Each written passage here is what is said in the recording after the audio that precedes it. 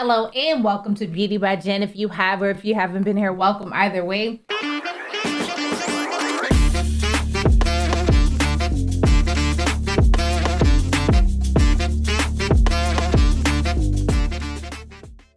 Okay, so if you haven't heard, supposedly Kim Porter's, Sean Puffy Combs' ex-girlfriend who passed away supposedly had written down her thoughts or her feelings and her life journey. I don't know. They pulled the book from Amazon, but I just happened to have gotten a copy before they did.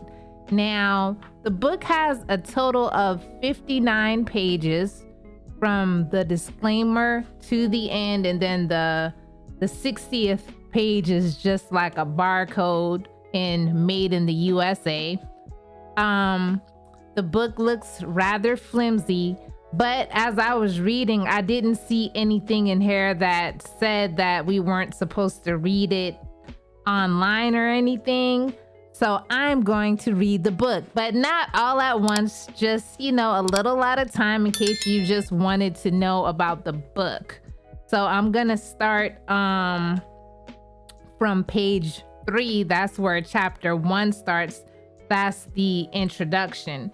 And the table of contents reads chapter 1, introduction, chapter 2, humble beginnings, chapter 3, second chances, chapter 4, forgiveness, chapter 5, Sean kneels, chapter 6, Hawk, chapter 7, threats, chapter 8, Kidada, chapter 9, going back to Cali, chapter 10, the lies you tell, chapter 11, more problems, chapter 12, a mama's love, chapter 13, have some faith, chapter 14, outshine, chapter 15, queen biatch, chapter 16, Christian, chapter 17, broken promises, chapter 18, sweet goodbyes, and chapter 19 is the finale.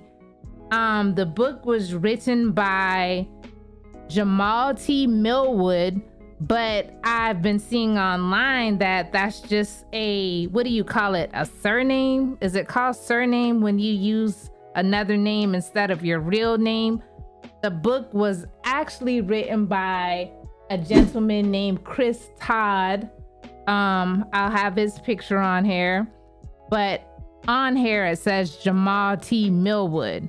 And it says for Kimberly A. Porter. Okay, so the brief synopsis on why the book was pulled from Amazon. It says Kim's Lost Words, A Journey for Justice from the Other Side, which appeared to be written by Sean Diddy Combs' late ex-partner, debuted on the online retailer last month. Amazon confirmed on Tuesday, October 1st, that they have since removed the title from shelves. And then it goes on to say, we were made aware of a dispute regarding this title and have notified the publishers, a spokesperson for Amazon told the Associated Press in a statement. The book is not currently available for sale in our stores.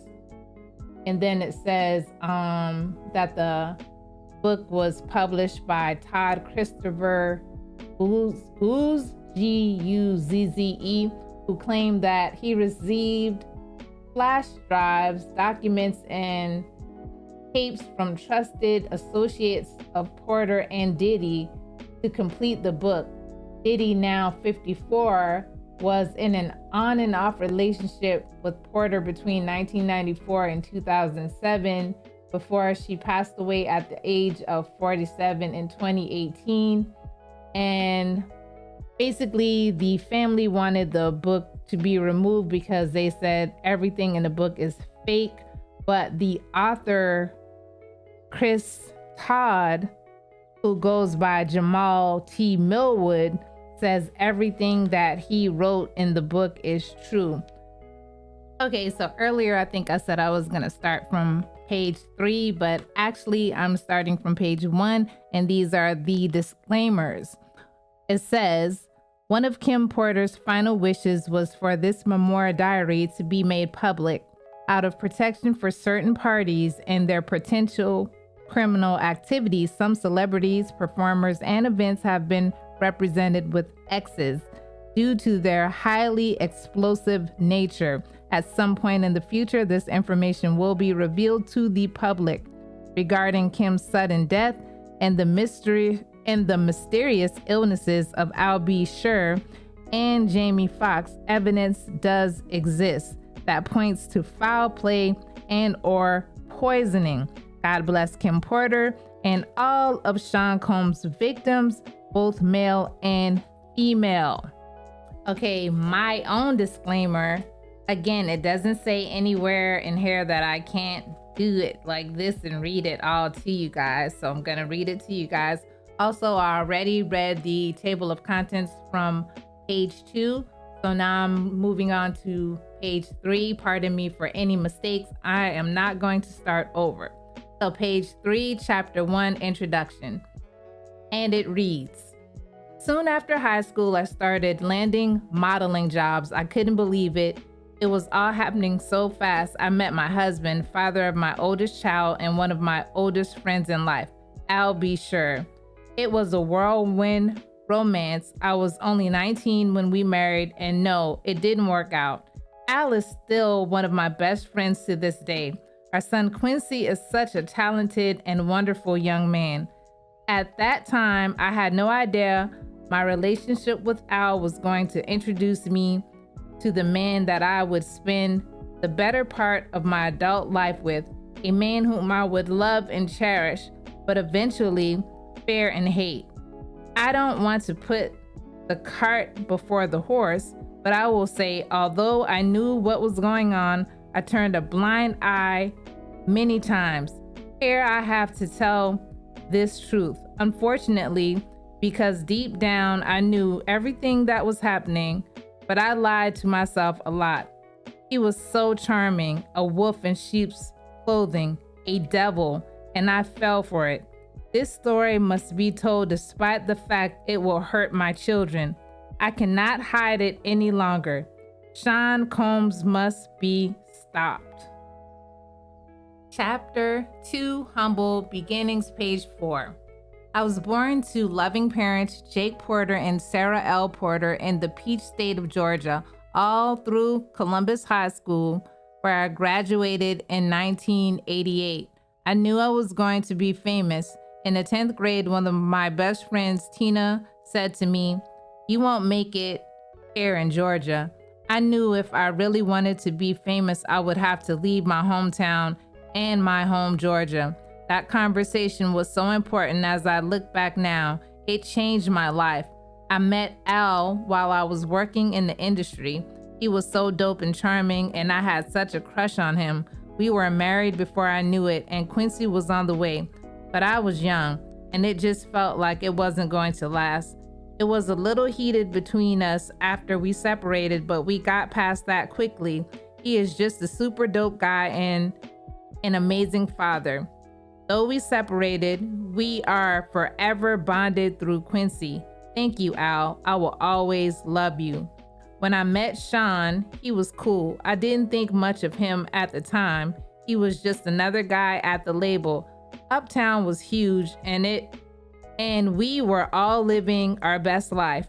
But Sean continued to lay on the charm, and before I knew it, we were dating. As a young single mom at one of the hottest companies in the world, life couldn't get any better. Then it did. My boyfriend was getting even bigger. Page 5. He and Clive would hang out a lot, but I didn't think anything of it. I mean, that was his boss, and he was doing things bigger than most men dare to even dream. Then it happened. I mean, okay, I was a little bit of a freak. I really enjoyed myself with my partner. And toys are one thing, but I never imagined having a man I was dating asking me to use a toy on him. The first time, he said he just wanted to experiment, try something new. I was grossed out, but he kept begging. He said it would only be this one time, and he was just curious. I was only 20 at the time. I said, "What the hell?" I hated it. He bled from it, and there was SHIT on it. I left him alone after that. Chapter 3, Second Chances, page 6. Sean kept reaching out and I kept ignoring his calls. Eventually, in a few weeks, we ran into each other at an event. He came over and sat next to me. We were cordial. He flattered me by saying, "You look so amazing." I replied with a simple, "Thanks, Sean." I tried to get up to leave, but he pulled my arms. As I turned to him, he looked deep into my eyes and said, "Look, what happened between us was weird, but I really care about you. Can we?" He paused, and I tried to use this as my attempt to escape. I pulled my hand back and said, "Sorry, Sean, I have to go. Please, I think I'm falling in love with you. Can we talk?" My breath was taken away. Did he say he loved me? It was so fast. I wasn't aware of this as his manipulation tactic. Not yet. God, I was so young, so naive. He continued, "Let's just have dinner." And I fell for it. 2 days later, we went out for drinks at a lounge in Lower Manhattan. The place was nice. Sean was really coming up and pulling out all the stops to impress me. He pulled the chair out for me to sit. Back then, he was always a gentleman. He smiled and said, "Look," as he sat across from me. I hated it, and I never want to do it again. Give me another chance. Over coffee the next morning, I decided to give him another chance. Page 7. For the next year and a half, things seemed pretty normal. It was fun. Things were going great, and we were living the dream that I dreamt about throughout my youth. Sean and Clive were working on Bad Boy, and he had his first couple of artists. He picked up Craig Mack, then some rapper from the West Coast called Notorious B.I. to help Chris develop. He was collaborating with the biggest names in hip-hop to make it happen. Things could not be more amazing. Then he asked me to do it again. It was insane, Sean said. "Baby, I can't stop thinking about it." "What the hell are you talking about?" I responded. Sean continued, "I just can't stop thinking about that night. It was amazing. Can you screw me one more time, please?" I became infuriated. "Why don't you go to Clive? He is the one screwing you, isn't he?" Then Sean hit me. This was the first time, but he slapped me hard. Before I could form words, he began to beg. I'm sorry." Holding my cheek where he hit me, I turned and ran off. That should have been it, but I guess I am a glutton for punishment. He sent flowers and a bunch of expensive gifts. Then we bumped into each other at another industry event. He sat down next to me. This was deja vu. Sean started, "Imagine running into you here." "Get the F away from me," I forced out.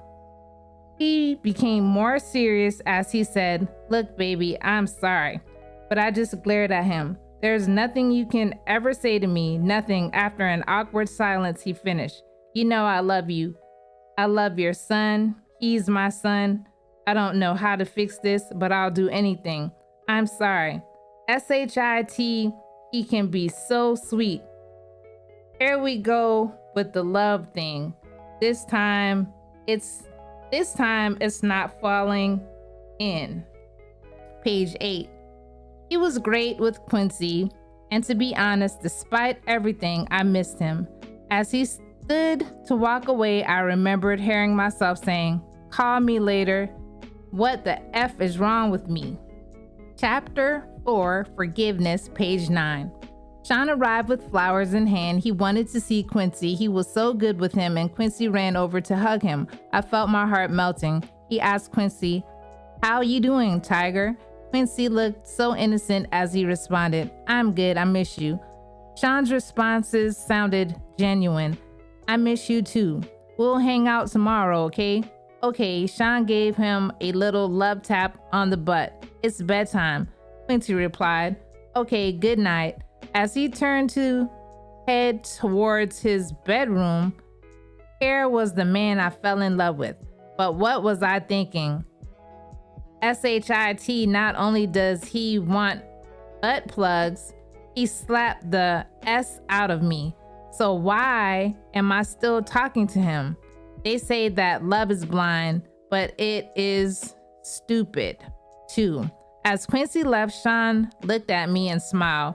Baby, let's go have some fun. The babysitter is on the way. I just want to show you a good time. I was so mad at myself for melting as I said, okay. We sat on the couch laughing and genuinely having a good time when the doorbell rang. The babysitter had arrived, and so we left.